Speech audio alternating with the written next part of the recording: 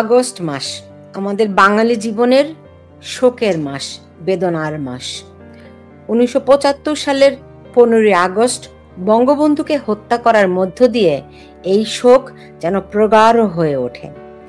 আজকে যখন বাংলাদেশের দিকে তাকাই, বঙ্গবন্ধুর ভাস্কর্য, বঙ্গবন্ধুর ছবিতে যে পরিমাণ লাঞ্ছনা, যে পরিমাণ অপমান আমরা এই প্রজন্ম দেখেছি, আমরা দেখিনি 75-এর 15 আগস্ট বা তার পরের দিন কেমন ছিল বাংলাদেশের মানুষ, কেমন করে বঙ্গবন্ধুকে হারানোর শোক সয়েছিল। আমার তখনও জন্ম হয়নি, আমি দেখিনি, কিন্তু 24 আগস্টে বুঝতে পেরেছিলাম সেই শোক কত তীব্রতর ছিল। বঙ্গবন্ধুকে যেভাবে করে, বঙ্গবন্ধুর ভাস্কর্য, তার ছবি যেভাবে করে পদদলিত করা হয়েছে, তার ভাস্কর্যগুলো সব ভেঙে চুরমার করা হয়েছে, কোথাও তার চিহ্ন রাখেনি। 75-এর 15 আগস্টও তারা কোনো চিহ্ন রাখতে চায়নি বলেই তাকে সপরিবারে হত্যা করেছিল। কিন্তু বঙ্গবন্ধু তো সেই মানুষ যিনি একটিমাত্র মানুষ নন, একটি আদর্শ, একটি চেতনা। ওই যে নির্মলেন্দু গুণের কবিতার মতো, মুজিব মানে আর কিছু নয়, মুজিব মানে মুক্তি, মুজিব মানে পিতার সাথে সন্তানের সেই না লেখা প্রেম চুক্তি। আমরা এমন জাতিগতভাবে এমন এক চুক্তিতে আবদ্ধ বঙ্গবন্ধুর সঙ্গে, যেটা অবিচ্ছেদ্য, কেউ কোনোদিন ছিঁড়তে পারবে না।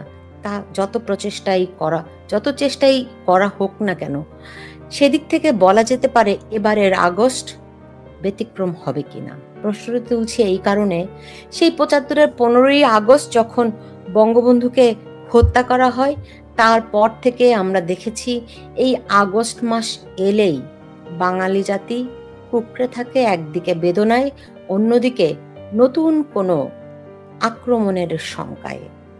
বারবার আমরা এটি দেখেছি।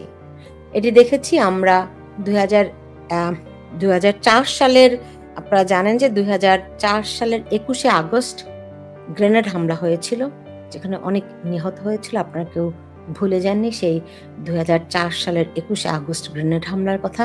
আপনারা নিশ্চয়ই ভুলে যাননি 2005 সালের 17 আগস্টের কথা, যেদিন বাংলাদেশের 63টি জেলায় একযোগে বোমা হামলা হয়েছিল। আপনারা নিশ্চয়ই এও ভুলে যাননি যে এই মাত্র গত এক বছর আগে 2024-এর 5 আগস্ট কিরকম মেটিকুলাস ডিজাইনে বাংলাদেশকে পরাস্ত করে একদম রাজাকার বাহিনীর উত্থান ঘটল।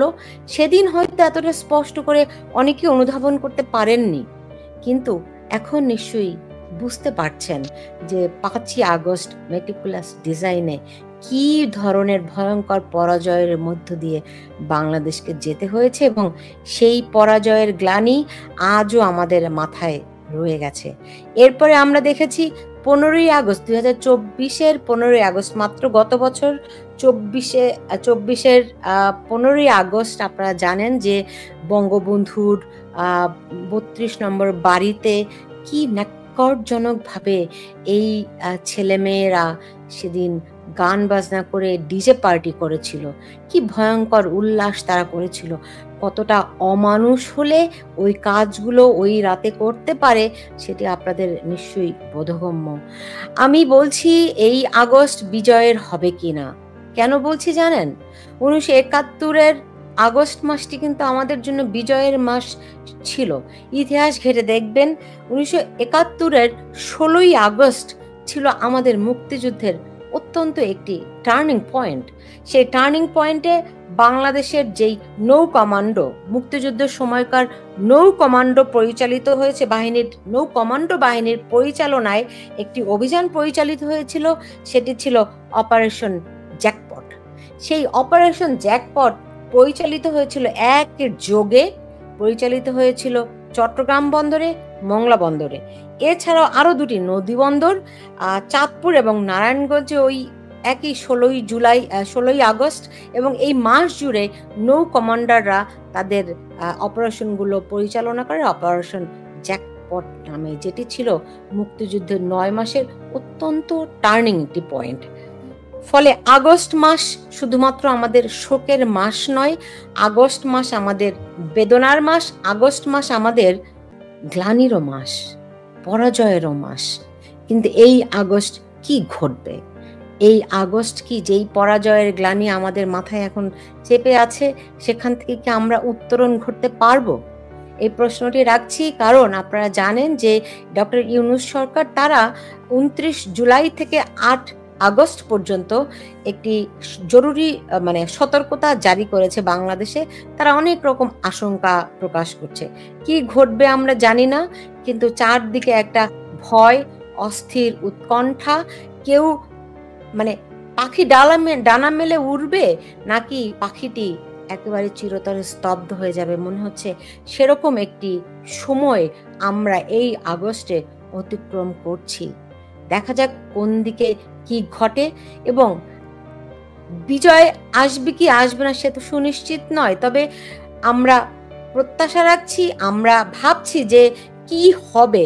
বাংলাদেশ যেই ক্রান্তিকাল অতিক্রম করছে, সেই ক্রান্তিকাল আরো কত প্রগাঢ় হয়, আরো কত অন্ধকারের, নিকষ কালো অন্ধকার সামনে আছে আমরা জানি না। তবে এটুকু আমরা জানি, অন্ধকার শেষে আলো থাকেই।